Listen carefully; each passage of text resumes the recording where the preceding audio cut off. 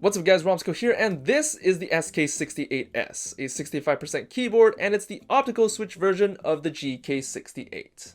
And this is the box that it comes in, and inside you get a keycap puller, switch puller, extra keycaps, a manual, and a braided USB-C cable. And this is the keyboard in all its glory.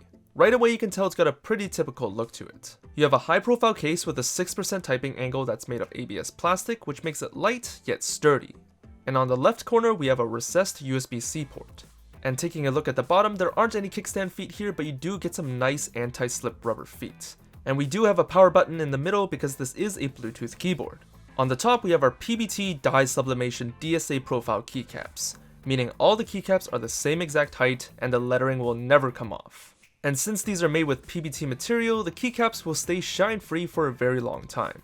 They're also much thicker than your typical keycaps, so you get a much deeper typing sound. And underneath the keycaps are the gateron optical switches. The ones we have here are the optical black switches. But you can also choose 5 other switches as well. And what's great about using gateron optical switches is that the keyboard is always hot swappable. So you can always take out the switches and put any gateron optical switch in there if you ever want to change the typing feeling. And if you want to know the difference between a gateron mechanical switch and a gateron optical switch, check this video out right here. You can also go on AliExpress and source your own gateron optical switches if you end up not liking the switches that you bought. And here's the sound test.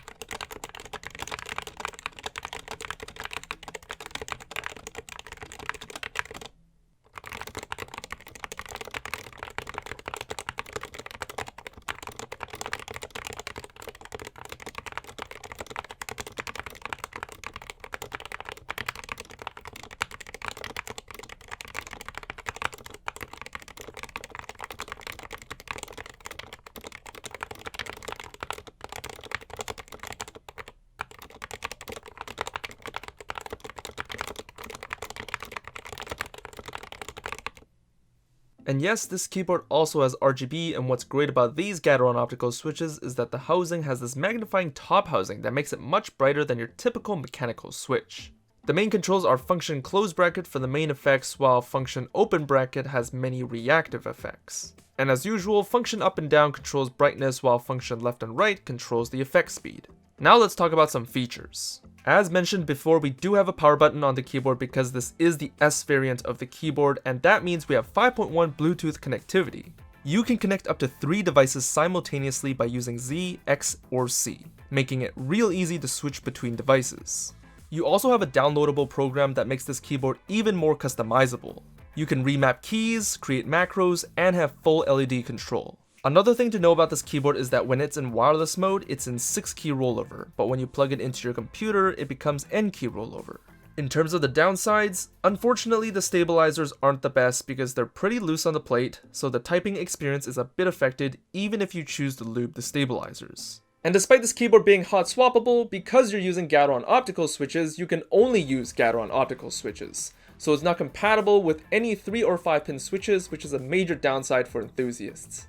But these issues are very minor for your average keyboard user, and the overall experience of using this keyboard is very good, so I wouldn't worry about these issues. As for pricing, right now the SK68 wired version is $80, while the Bluetooth version is $90. In conclusion, the SK68S is a great starter mechanical keyboard. It's very versatile because it has a small form factor, but it also has arrow keys and all the functions that you would usually use on a daily basis.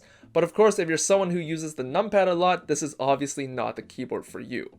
But regardless, this keyboard feels nice to type on, the switches are awesome, and thanks to the hot swappable flexibility, you can switch it up once in a while if you choose to do so in the future.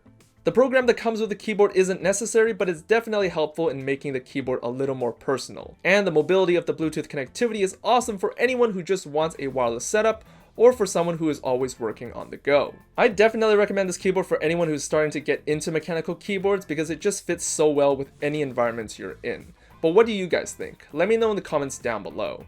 Thanks for watching, and I'll see you guys in the next one. Peace.